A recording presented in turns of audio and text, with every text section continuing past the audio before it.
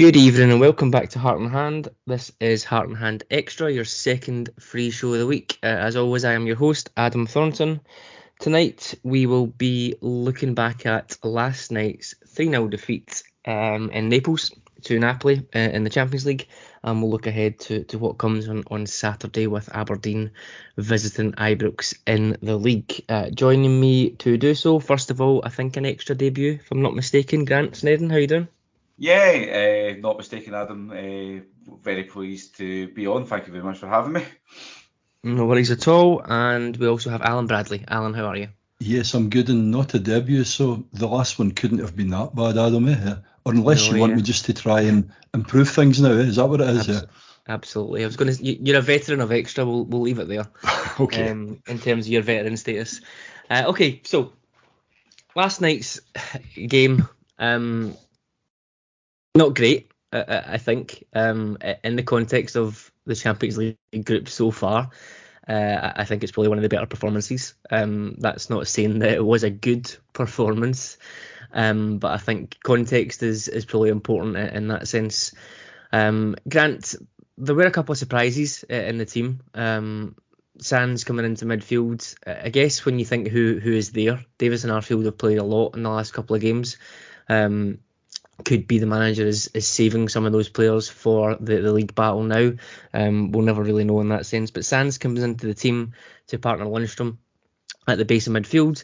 We have the right wing roulette, who is a different player every week, sometimes twice a game, and it was Scott Wright's turn this time. Then we have Alfredo Morelos up front, which I have to admit, having watched Alfredo Morelos over the last couple of weeks, was a big surprise to me.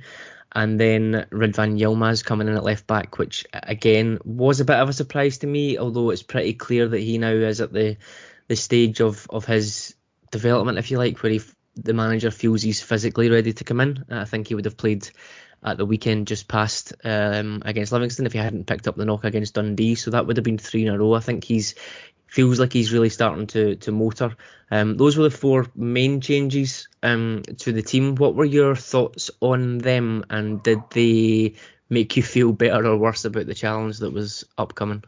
I don't think the changes made much of a difference to what my thoughts were on the game, Adam, because, well, it's the informed team in Europe that we were playing last night, and a team who were looking to better their all-time consecutive win streak. So the task was daunting enough anyway going into it. But the changes, the manager seemed to indicate in the press conferences leading up to the game that he would make changes. So not overall surprised at the amount of changes he made, perhaps because of his preference for Barisic over Yilmaz. That was the one surprise for me going into it, because we've been calling for Yilmaz to get opportunities out of the League Cup games for a number of weeks now, so to see him be straight in the team for a Champions League game perhaps is a bit of a surprise, but yeah, as I'm sure we'll go into it in more detail throughout the pod, but I don't think he's done himself any harm for continuing in that berth. No, I absolutely don't think so. We've obviously been saying on this show for more Thursdays than I care to remember. Surely we'll see Yilmaz this weekend. Surely we'll see him. I'm pretty comfortable that we'll see him again this weekend. So no doubt they'll prove me wrong, and it'll be Barisic playing. But 100% is incoming now. Yeah, we'll come back to Yilmaz because I think he was one of possibly only bright spot on the night. But we'll come back to him when we start to talk about the game a little bit more. Alan, we were just talking off air. It feels like, being a Rangers fan, sometimes you have to veer between being absolutely positive and everything is great to everything is negative and let's burn the witch. Yeah. Context is really important, but I think not making excuses is also quite important as well. When you look at the facts of it, regardless of the fact that we are Rangers and we believe we always need to go out to win every single game. When you look at what Napoli have done, I think that's 12 or 13 games in a row that they've won in all competitions, top of Serie A, playing the best football that they've played in nearly 30 years since Maradona was there winning them the league. They're on course, I think, to set a new record in terms of goals scored within this group. In context of all of that, what were your thoughts coming into the game? Obviously, you then have to add in the Rangers angst that we've had. We haven't been playing well. We haven't been scoring goals. We've been conceding lots. Did you give us much of a chance of even getting a point from this game, or were you more sort of realistic without wanting to say everything was absolutely horrendous? My head was so strong that we weren't going to get anything. My heart had you just never know. But I think I actually messaged as well, and this is the first time in my life at the start of a game, Adam, where I actually said, if we can get out 3-0, I would actually take that. And I know that sounds terrible. In the past, we've gone up against teams all over the world and so on, and you've got a wee bit of hope. But just like what you've said as well, when you think of Napoli, the form they were on, I mean, to have done Liverpool 4-1, Ajax 6-1, Ajax 4-2, we saw the quality of them, although we done well at Ibrox and so on. And I think on average, it's just under 3 goals a game between this and even in the Italian league. So you're getting there against probably one of the teams best in form, at Europe. So, and as you say, if you look at the whole context of kind of where we were coming off of the weekend, so at that point in time, I didn't really, as I say, I thought we were going to, and to be honest with you, when early on, obviously they scored a couple of goals, which we'll get into, I did kind of fear the worst at that point in time. Now, I'm not quite in the Andy McGowan, but I'm very much as well, because I've seen it through the years. I've seen it with Joe Wallace. I've seen it even with some of the Walter Smith stuff. I've never been in that whole let's just burn everything and let's rip it up and start again. And I thought we get out of that. Obviously last night, key will go on. Obviously it's how we can get on between now and the World Cup. But I don't know. And I've avoided a lot of the social media stuff, Adam, and some of the stuff, look, it's just horrendous. And I think I made a comment as well, even if we'd got a draw last night, there'd probably be still people want to burn things and rip it up and, so. Yeah. I think where we're at with Europe, I guess, and it's obviously seeping into the league, is all rational analysis is going out the window. People are walking contradictions. On the one hand, we're talking about why is Alfredo Morelos not playing, and on the other hand, we actually see him and we think, oh, he's way off it, blah blah blah. So I think people are just lashing out is probably the term, and everyone is absolutely right with their opinion. I tend to be the same as yourself. I would try and be as positive as I can be, but with the acknowledgement that there are some things that aren't working. Whether or not that is management, football structure, corporate structure, injuries, awful luck, poor players, poor fitness, or whether it's a combination of both. I think history tells us it probably isn't just one thing, and it is a combination of lots of things. But we won't dig into that in this show. It's been covered enough, and I'm not sure any opinions are going to change or we have any new evidence to talk about. So let's get on to the game then. Ross, we started the game and this cluster goal thing that happens to us happened again. 2 in quick succession in the first, certainly the first 20 minutes. I think it might have been the first 16 minutes. I'm going to give you my thoughts on it, and we've been having a bit of a chat on social media and in the group chats, etc. on it. And I've seen Leon King in particular get a bit of stick for these. I don't think these are primarily the fault of the centre back. I think when you're playing against this type of team who play with this intensity and just have this ridiculous confidence born out of the run that they've been on, even their couple of the reserve players as played last night, you can see their tails are up, they're intense, they're pressing, they're going that extra mile, similar to us against Braga, Leipzig last year. You can see that adrenaline pulling them through. In those situations, I think our players need to be a lot quicker to close things down. For the first goal, Di Lorenzo gets a lot of space on the byline. If you go back and watch Ryan Kent, he is just strolling back, jogging back. He's not pressing his man. That's his man because he's on the left-hand side. He should be tracking that guy. At the very least, it should be James Sands coming over to cover. Both of them are central. They're not really doing anything. He's quite unopposed in that wing. He clips an admittedly brilliant ball down the side to Simeone, who then takes the ball on and finishes fantastically well. I don't see much wrong there from a centre-back point of view. I've never played centre-back. I've never taken much sort of notice in the sort of coaching side of centre backs. So from my point of view, I don't see much wrong there. I don't understand why there's an issue in terms of what Leon King is doing. For me, it is Ryan Kent or James Sands not stopping that cross at source, because once you get a striker of that calibre one-on-one in the box against the defender, I think more often than not they are going to score the goal. What was your take on that one? Do you have a different view on that? Was there anything that you think we could have done better outside of that? No, I would agree with virtually everything that you've said, Adam. If you're going to be ultra critical of the centre backs, it's that they could have maybe been a yard deeper, so then the space isn't so great behind them for Simeone to get the touch and then pick his spot with the finish, which we'll go on to the second goal as well. His movement for both goals was just sublime. He knows where the space is going to be, and the balls are inch perfect as well. But you need to stop that sort of thing at source, especially at this level. If you give players like De Lorenzo and Mario Rui, who we'll get on to with the second goal, that amount of time and space to get their head up with the quality delivery that they have, they're going to punish you.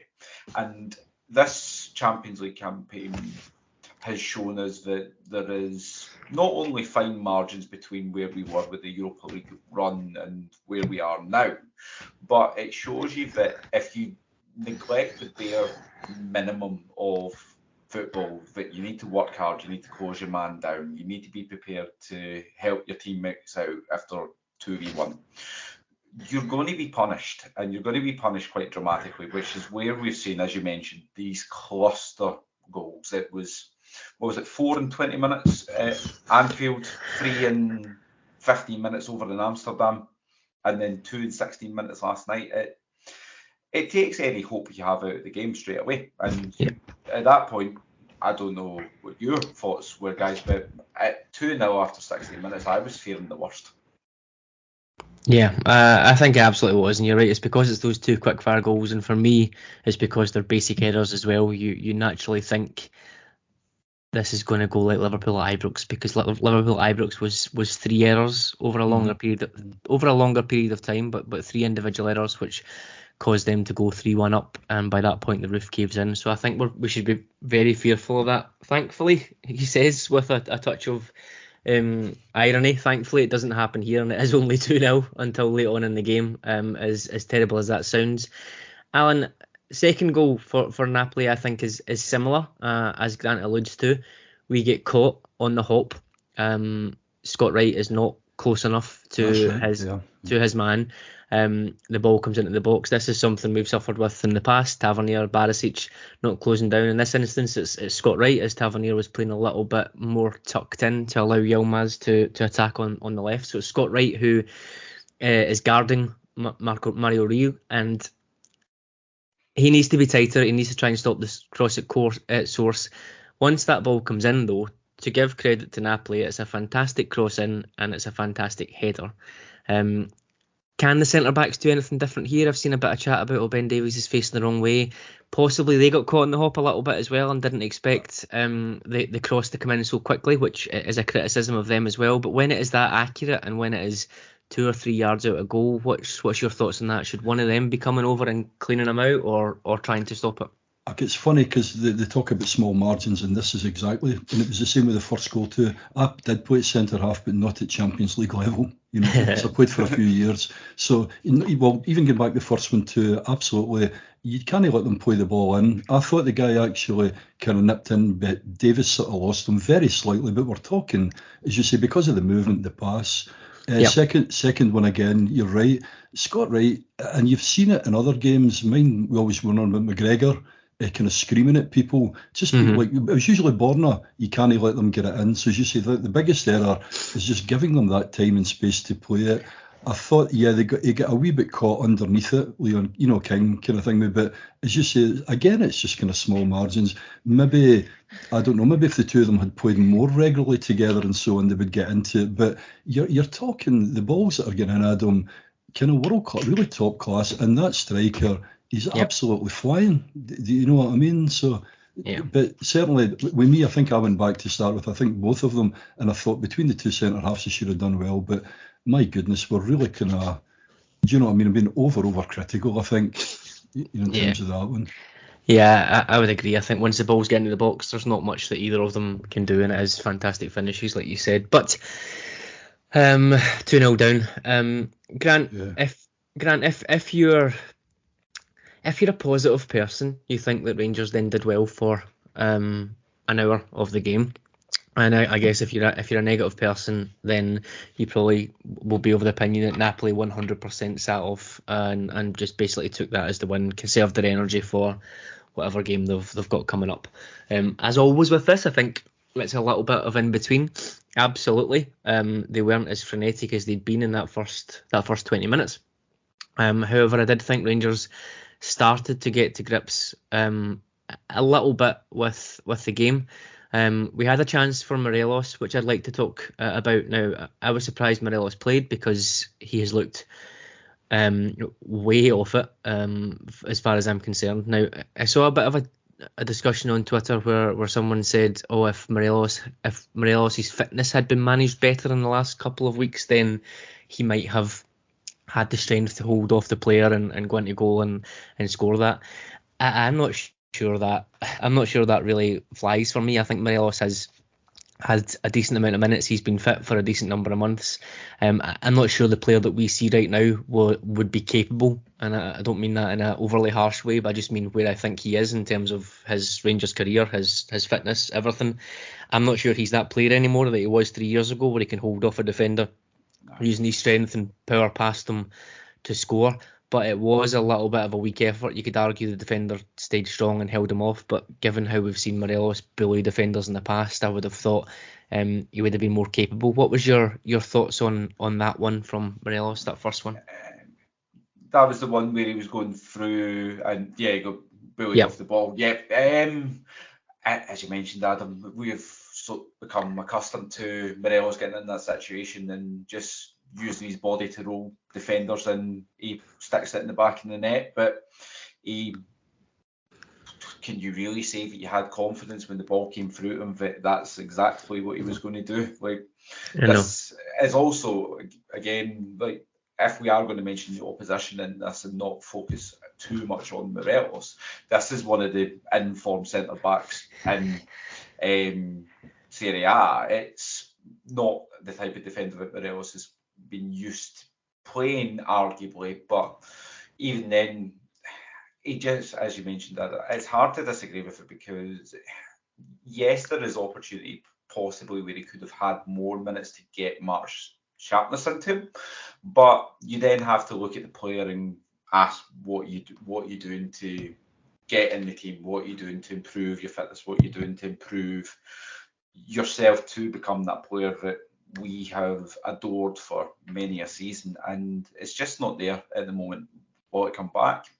Who knows? But he just doesn't look to be in that headspace where he believes he can actually be of use to this team. No, I think that's fair. We've had some debates on this show or on Tactics Talk about whether that version of Morelos that we saw the second half of the 55 season and even last season against the games against Dortmund, etc., whether those were better versions than the one that we seen in the first half of 2019. And I've been pretty adamant to think that was peak Morelos for me, that 2019 version where he scored 29 goals before Christmas. And I'm not sure we've ever got back to that. You can argue the case about whether he's been coached into something more complete, but for me, his fitness, I think, is really, really poor at times. I think obviously we know about his confidence. He's a streaky player as well, and then I think in terms of mentality, etc., there are question marks and have been. I think the amount of times he's been disciplined and reprimanded and come back from Colombia late, so there's lots of things there, and I'm not sure it's all down to Giovanni Van Bronckhorst's coaching, for example. I think he's going to peter out over the next 6 months. I would agree, Adam. I mean, Martin, myself and David just did the first dominant one where Gascoigne had came after obviously being over at Lazio, and there was a comment from him saying I'd been out for that length of time I was determined. When I went there, he lost so much weight. He says he was like in real peak condition, coming to us, and the whole mentality, I think, with Morelos, to me, it's that. And as I say, people keep criticising, it's the manager, this. A lot of that should come from within, and especially then when Cholak comes and starts really well, different type of player, but when he's scoring those goals. But again, you would have liked Morelos to have gone, well, I'll tell you one thing, I'm going to make sure I'm at tip top. It just doesn't look like it at all, Adam. I don't know. It's so frustrating, because we know what he can do, But I don't know. I don't know whether it's to do with that type of injury, but it just looks to me as if, I don't know, it just seems to be an attitude thing. And it's, as I say, so disappointing because we've all seen what he's like, such a top player. Yeah, it felt like quite a lot of his spells were when he was maybe working towards something, or he'd been challenged by the coaching staff. Maybe it was working towards a Copa America with Colombia, or trying to get Europa League top scorers and European top goal scorers and all that sort of stuff. It felt like it was motivated towards those things, and maybe there isn't very many of them left. There's also this debate, obviously the contract situation. I find the contract situations really funny, Alan, because we get a lot of stick for them. I think Ross Wilson said he was relaxed about contracts, and people went absolutely through the roof on them. Yep. And it's been used as a stick to beat him with. However, if we're being brutally honest with ourselves just now, if we're saying that Morelos maybe hasn't been at his best for, to my mind, his absolute peak best for almost 3 years. You can argue he's had a couple of months of consistency throughout that. Would we really want a player who is just about to turn 27 in the summer? Would we want to be putting him on a 4-year contract on quite a sizable amount of money, if, as we think, he may be then on the downward peak? Yeah, it's funny. Loving Krantz, I used to laugh years ago. He was due for a contract and he would be flying, and it wasn't like this, but it was quite funny when you knew players were up for it and then they suddenly get the contract, then they dipped a wee bit after it. So as you see, you would have thought at this point in time, him and Ryan Kent, quite frankly, both of them should really be doing everything that they can. But I'm with you just now, and as I say, I love Alfie and all the stuff that he's done, but at the moment, there's no way I would spend a time-mac an organisation up to this amount of money going to him, as you say, thinking you could get 3 or 4 years of not really much in return. I just think it would be foolhardy, but we'll see how it plays out. I guess that's the same with Kent, isn't it? Grant? Absolutely. Because the only difference, I guess, is that with Ryan Kent, £7 million was spent, and everybody, I think, is obsessed with recouping lots of profit on each individual deal, rather than taking a sort of longer term view and saying we spent £300,000 on Aribo, Bassey and Nathan Patterson and we made £40 million. Therefore, if you add Kent into that, we spent £10 million and we made £40 million. People don't really want to hear that overall picture. They just want to make a profit on every single player. But Alan's right, Grant. It's exactly the same with Ryan Kent. He hasn't been at his best for over a year. I have moved away from my thinking maybe 6 months ago. I would have been, he just needs to be in a better team. He just needs to do this, he just needs to do that. But I think for everyone's sake, it feels very, very stale now. Whether it's just the situation he finds himself in, whether he has this need to come deep and to get the ball and try and win things, whatever it is, he's playing horrendously. He's way off the levels that he's been.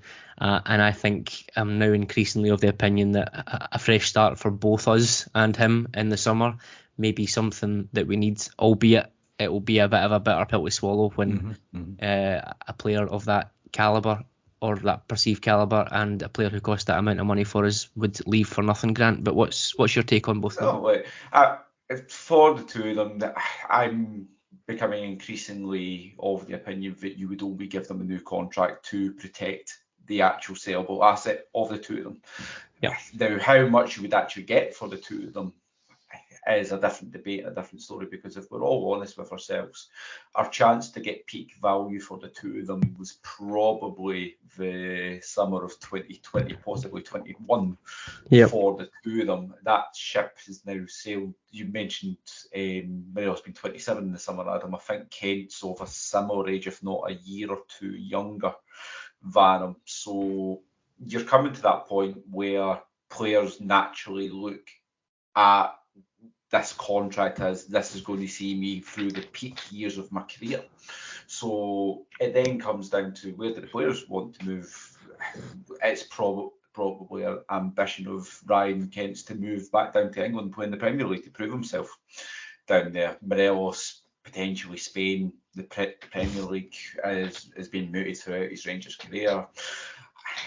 Ryan, if I was to focus on Ryan Kent, we've talked about Alfredo Morelos already, but for Ryan Kent, it's increasingly frustrating to see a player who is visibly playing within himself. Yeah. We all know what he can do. That 55 season, the amount of assists and the goals that he got is what realistically a player of his calibre, and whether it's fair or not, his price tag should be doing in Scotland. That's not debatable. It's non-debatable for me. His European performances, especially last season, towards the run, some of them, which is excellent, Dortmund home and away, for example, Leipzig at home, another one. So he's very, very capable of doing it, but as we have seen throughout his time, he is also very capable of playing within himself for whatever reason, whether it's, as you mentioned, overthinking the game, or whether it's I need to be the man who does it because that's what's expected of me and there's no one else that can really create the chances that I do. So I think not just the players themselves, I thought that this summer was the ideal opportunity to create a fresh cycle of players for ourselves, and for whatever reason they can't got kicked down the road, so here we are. Yeah, I would say signing them onto new contracts to protect their value is a nice idea. However, we haven't exactly been beaten back offers left, right and centre. It's not really realistic, but that would be potentially the only reason why you would do it if you were to go down that route. Definitely. So I would suggest if we hadn't been when, like you said, 18 months ago, when maybe both of them were at their peak, if we weren't getting offers in then that we deemed acceptable, and you can argue whether a Morelos offer that came in maybe summer 2020 should have been accepted, we don't know. But if they aren't getting them now and they're now playing at this level, then I would suggest even if we're putting them on a deal to try and get a few million for them, I'm not sure it's really worth it overall when you've got the risk of the long-term deal. I think it would maybe work out, I don't know, say $4 million deal, 30,000 a week plus, you're talking about 6 million for the pair of them over the 4 years, and then you might be in the same situation again, so 6 million each, sorry. So I don't know how that's going to go. We'll need to wait and see, but I have to say, if I'm being honest, I'm not as fearful of a post Kent and Morelos Rangers team as I was. The only concern for me would be walking away with nothing, I guess. But yeah, it's interesting as well because ironically Kent's output, no one probably would realise it or cares about it, but Kent has 5 assists in 9 league games so far this season. So on an output range, he's definitely better than he was last year in terms of that domestically. However, that's where I don't think just talking about the assists really adds up, because you look at the overall picture and he's 100% not contributing as much as he was. And it's exactly the same for James Tavernier. Again, 5 assists in a league out of 11 games. Both of them are the top performing creators in the league in terms of that, but looking at how both of them are playing, they are not in a good place at the minute. So it just goes to show you have to look at all sides of context. But let's get back to the game, and we'll talk about one, possibly the only bright spot of the game.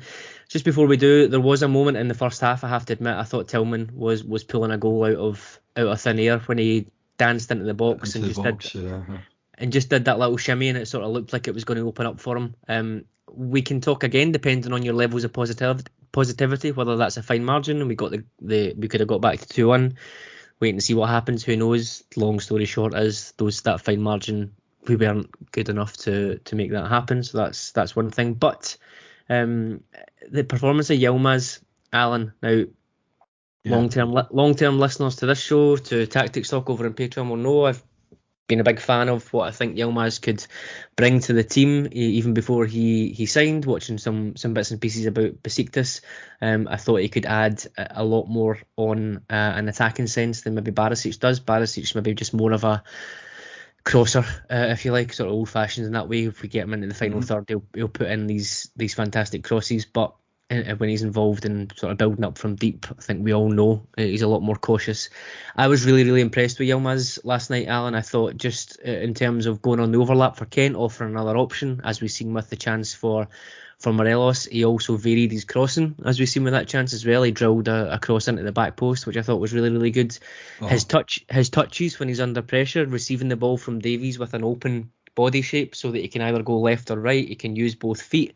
I thought it was another really, really promising display. As Grant said, maybe there's a question mark about why he's playing in this game. I really think it's just been a whole 3 months of getting the kid up to speed. He didn't speak English. He didn't maybe understand the way that we were playing. It's his first move out of his country. Physically, he's small, but he was really, really thin when he came in. I think you can see he's packed on a bit of muscle. I think it's unfortunate that that 3 months he hasn't been up to speed, but now that he is there, I think he's ready to go on and claim that spot. What were your thoughts on his performance? I'd agree with you in the whole thing. I think going back to getting them at the time of the price tag, I looked, as you say, all the YouTube stuff, and I thought we're going to get a real good one. Watched the first game he played with his debut, and it all just passed him by, Adam, as you said, for probably all the reasons. It was all new to him. He wasn't settled in, but you could see that he did have nice touches and so on. Was pleased the previous game that I'd seen him look good. You're absolutely right. He's more than like pace down the wing and putting it across. He can actually play through link up as well. I thought his football, his touch was really good, and believe it or not, I thought he gets stuck in as well. He is quite happy to go and make a kind of tackle and a challenge. Sounds a bit daft, but even when we're talking about the Ryan Kent one, and I know they won't, but left hand side a wee bit further forward as well, depending on what was happening during games, whether they were going to the kind of back threes or whatever. I think the guy offers a lot more as well, in terms of either down the left-hand side putting balls or linking up and going through. So I know it's only a few games that I've seen him, but no, I'm impressed. I've actually got kind of big hopes for the guy. In the interest of fairness, Grant, and because we try and be balanced on this show, in the summer, given what we know now and how much money we spent, and we believe Yilmaz was at least a third of that money, maybe close to half, and he has taken, as we assume, he has taken 3 months to get up to speed. It's fine for him now to be getting in there. However, when we look at what we are left with in midfield, or what we've had in midfield for these 3 months, is it fair to say that there's maybe a little bit of criticism on the scouting team on that one, that we pushed very hard and made that signing of Yilmaz as good as he might be, when possibly there were other areas of the team that needed a bit of attention, and maybe we could have got some players in who were a little bit more experienced, a little bit more ready for first team football. As good as Yilmaz has been, and I've got no doubt he's going to be in terms of priorities in the summer, if funds were tight, do you think that was the best use of money? And I guess you can add Rabbi Matondo into that as well. It's hard to disagree with it, because you then look at the recruitment and then you figure that, as you mentioned, that there's close to half of your budget going on to one player in an area of the squad which not many of the support would have said we need to go and sign someone there. In fairness, it is also a bit of an easy stick to beat him with, because it's not his fault that someone went and spent that amount of money. Exactly, yeah. On him. Haven't seen a bit of him at Besiktas or at international level as well. He is a player who quite a lot of people have got high hopes for. So then, do you sign him now whilst the fee is still relatively small, or do you wait another year to when he's potentially out with your price range in the market, which you go with it? It's a difficult one, because we are all, I'm sure, in agreement, not just in between the three of us, but within the wider range of support, that we desperately need quality in the right wing and the midfield position. So it then does beg the question why you went and spent that money on certain players. Yeah, and I can't be hypocritical. I've sat here and we've spoken about guys like Skov Olsen and Joey Veerman and whoever else you wanna think about and say Rangers need to get ourselves into a position where we're buying players that are in that 20 to 23 category for sort of 3 to 5 million. However, it needs to be balanced, I think, for everybody. For me, for over the last 3 or 4 years, midfield investment has been a huge priority. So if that's all the money that you've got, then I would have focused in there myself and maybe brought in a backup left back for Barisic, someone who maybe was a Scottish, someone like Kingsley at Hearts, for example, just pulling a name out of thin air. You bring someone in like that who can play as a rotation option to give Barisic the rest that he needs. He can also fill in at centre back. Improve the midfield with probably legs that could do a bit more, because they're all really slow. Some kind of quicker midfielders, and just improve that. And as you say, probably right hand side of the midfield as well. Yeah, just crying out. Yeah. So it's that squad building aspect of it, and it's absolutely fine in hindsight to say. But I'm not sure many people would have thought we should sign a £3 to £5 million left back rather than a midfielder if that was our options, and it appears to have been an either or. I think Yilmaz will be great. I'd be really, really impressed with him. I think he'll be the number one left back, if not right now, then certainly when we come back from the World Cup. So it's not a slate on him ourselves, it's just what we then find ourselves with in other areas. For me, I'm not sure the trade-off is 100% yet. Okay, let's finish up talking about the game then. I mentioned that chance that Yilmaz had. I really liked the way that he went on the outside and he drilled that ball in. As I've said, it was kind of similar to the couple of chances that the chance that Kent put over for Tavernier against Leipzig in the away game, and then the goal that Tavernier scored in the home game against Leipzig, that sort of drilled ball in. So that was really interesting. I feel like I've criticised Morelos quite a bit, but that was a shocker of a miss, Alan. Now you can take your eye off the ball, and that's absolutely fine, but a player of his calibre, I don't think that's fitness. I don't think that's anything else. I think that's just a sitter, really, mistake. The ball kind of goes under his leg, and when you think it's a drilled cross in, maybe he wasn't expecting the cross to be that low and coming that way, but I think he still had enough time to react. I'm not sure what he was doing there. I don't think it would have made much of a chance. I made much of a difference to the game. As David said on his post-match last night, we might just have pissed him off. Got angry and went up and scored another. I think, as you say, even just bundling it in, as you said, it was, do you know what I mean? It was right across, absolute sitter, without a doubt. Funnily enough, though, being the positive guy, I think for the next few minutes, it was like if that had gone in, it'd have been 2-1, and you start getting a wee bit of hope and so on. But it just summed up, as you say. I don't want to go on because, as I say, I love Morelos to bits and all that, but it just kind of summed up how things have been going, with him. Yeah. We're not meant to be happy, I think, in this Champions League group. I think everybody's just... We've made a lot of money. There's a hang of a learning experience as well, and we just actually need to take that. And again, as I say, if you look at some of the results that's going on, let's just burn the witch at the moment, Adam, and just learn for this one, get back on domestically and just see where we go from there. Yeah, it might be a bit of a blessing in disguise, Grant. I don't think anybody really thought we had much of a chance. By all means, if people think that we can beat Ajax 5-0 and go into the Europa League next week, then they're entitled to their opinion. But I am now at the stage, and I think I probably have been for quite a bit of this Champions League group, that getting out of Europe and having a clear run at the 3 domestic trophies when we come back after the World Cup is probably what this squad needs, I think, Grant. Just week to week, you get a couple of good training days in every week, which we don't get many of. I think that's a big thing. We speak about this all the time. Michael Beale spoke about it a lot. Is if you have 250 days of a season, I've just pulled it out of thin air. It might be more than that, maybe less than that, but 250 days of a season when you're playing midweek to weekend every single week, as we pretty much have for the last 4 years, the training days are significantly reduced. Once we come back after the World Cup, they will be into a normal schedule where you have your rest day after a game, then you get a training day, then you get another training day, then you have another training day probably in that week before you move into your sort of match day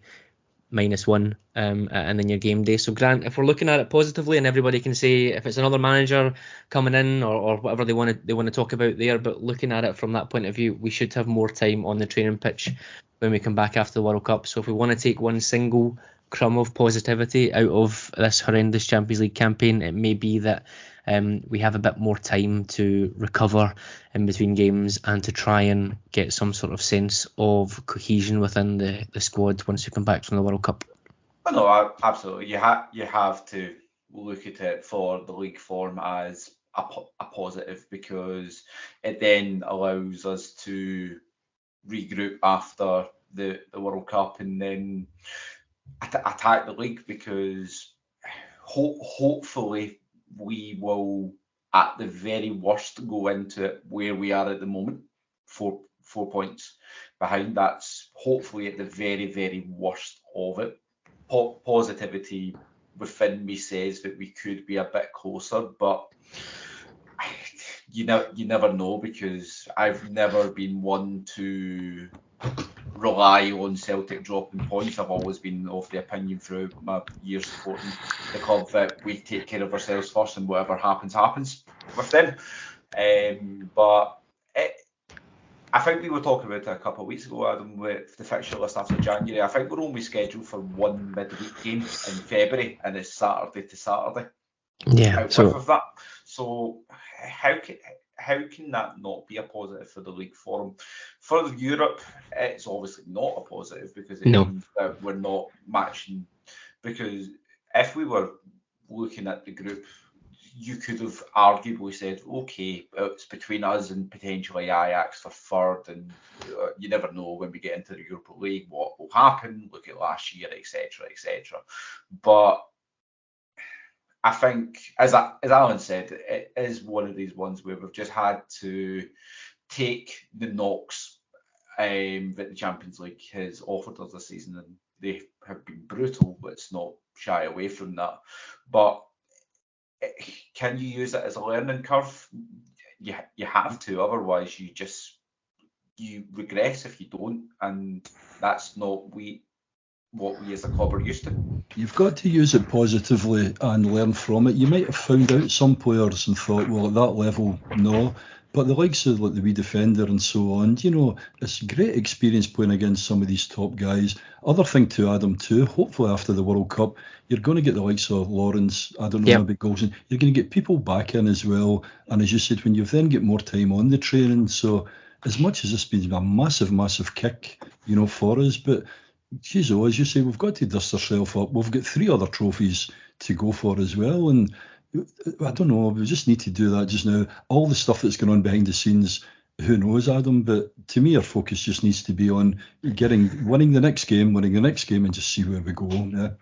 Yeah, it's alien to us, I think, over the last 5 years to not have any European football. Certainly over the last 4 to not have any European football after Christmas. But it might be less glamorous. But there should, and I guess on the flip side, then there should be absolutely zero excuses if the management team are still the management team in a couple of weeks, and we're going to assume that they will be, barring a major collapse in these 4 domestic games. Then there's 6 weeks there for them to keep their fitnesses ticking over. We don't need as much, I guess, in terms of pre-season, bringing players back. They should be ticking them over, installing whatever tactical philosophy they want to do, rebrushing that, getting that back up to speed during that time, and then coming back, as Grant said, Saturday to Saturday, more often than not, 6 months, 3 trophies. I think that's where context will sort of go out the window of, we're competing in Europe and we're doing this and we're doing that. I think there's a 6-month run there that they need to be judged on. I think assuming that we get to that point with this management team, as I said, by the end of the season, I think we'll definitely know for sure where we stand, and there can be no debate about it. I would agree, yes, absolutely. Yeah.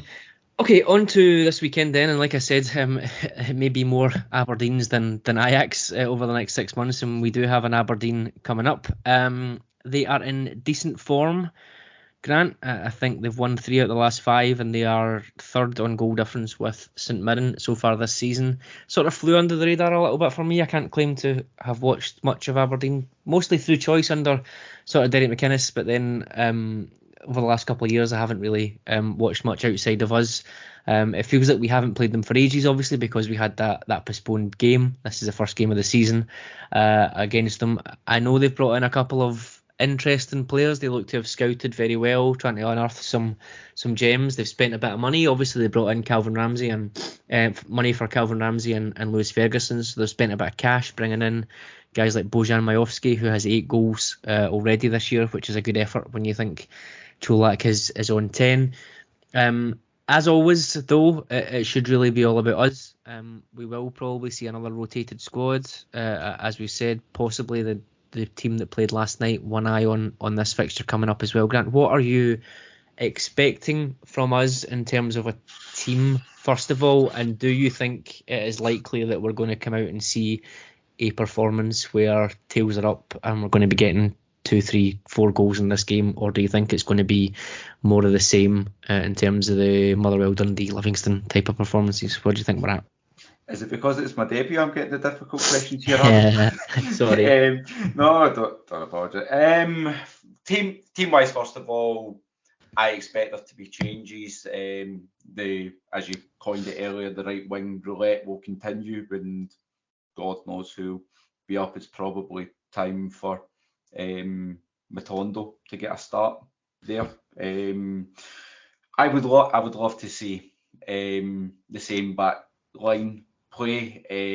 Hopefully Leon King comes through. By all accounts, it was just cramp, so hopefully he can be up to speed for Saturday. I would love to see Yilmaz start again, just for that continuity, because how many times throughout the years have we all witnessed Rangers teams being built on strong, consecutive defensive partnerships across the back line?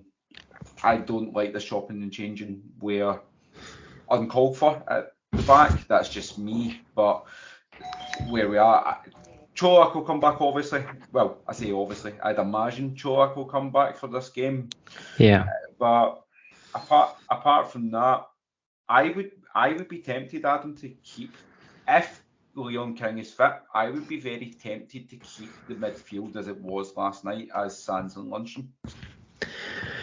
Yeah, that was actually what I was going to ask Alan. Alan, I know we said there'll be changes, and we've got Ajax midweek coming up, then there's a Hearts midweek as well before the break, so it is going to be weekend to midweek up until then. However, I think we do need to start getting a bit of continuity in there. As Grant said, the hope is it will be the same back five. If it's not King, if King has recovered from cramping time, I would be happy. I don't necessarily think Sands and Lundstrom was terrific last night, but just in the sense of keeping a 2 and trying to keep it consistent and getting us through these 4 or 5 games, I'd be quite happy seeing how that works there, and then maybe getting a bit of rotation in the front 4. We know that more often than not, Kent is going to play, Cholak is going to play domestically. We would assume Tillman will be playing sort of more often than not to give us that creativity, maybe sharing that spot with Arfield. And then, as we said, it could really be any one of Wright, Sakala and Matondo on the right-hand side. But I really think that back 5, if you like, plus those 2 sitting midfielders, I think just in the interest of giving us a solid base to go and build on, I wouldn't really be adverse to seeing that more often than not over the next fortnight or so up to the World Cup break. No, I'd be fine with that. I think Aberdeen as well will be pretty physical again, so I would rather have Sands and Lundstrom in there, as you say, and up front, at least we're with the 4, kind of go for it and chop and change, to be honest with you, just depending who comes in. I think Cholak, I think he will start, obviously, because we should have more possession rather than the having to link up. So, no, I would go with that. And I must admit, I'm pretty traditional as well in terms of trying not to change the back 4 or whatever. Ideally you want defenders that are playing, even the goalkeeper as well, familiar with each other and how they kind of set up. So, no, I'd be fine with that, mate, yeah. Yeah, okay. Well, we'll see what happens. It is Rangers, and there's always a surprise with the team selection just now, whether it's injury, whether it's loss of form, or whether it is just straight old rotation. There is always a bit there, but yeah, my hope is that we can try and get a bit of consistency in these games, take us into the break, and get the cavalry in terms of players coming back to help us out following that. Okay, that will do us. I hope you enjoy the game if you're going to it. I hope it is better than maybe it has been over the last couple of weeks, and we get a bit of a show, and we try and get back to that Hearts St Mirren performances. That is what we all dearly hope. Fingers crossed that becomes a reality. Grant, thank you very much for joining me. Pretty solid debut there, so thank you. Thank you very much for having me on that, Adam. Always a pleasure. And Alan, thank you. I know these aren't easy, particularly when we're reviewing games where we've had a bit of a chasing. Unfortunately, that's happening all too often just now. But Alan, thank you very much for coming on and talking it through. It was enjoyable. No, I've really enjoyed it again. Thanks for the invite, and just looking forward to 3 o'clock on Saturday, Adam, which will be nice. Yeah. Absolutely, that's I guess the one benefit as well, as there'll be lots of Saturday games coming up as well, which we all love. Okay, as I said, try and enjoy the game at the weekend. If you haven't signed up to Heart and Hand on Patreon, please do. You can find us at www.patreon.com/Heart and Hand. Martin and David will be in the press box this weekend, and they'll be bringing you the pre and post match shows. We have 5 shows, up to 5 shows a day, mostly on match days, so please go over and join there for as little as $1.99 per month. All that's left for me to do is to thank the producers in London, Mr. Mike Lee and Paul Myers.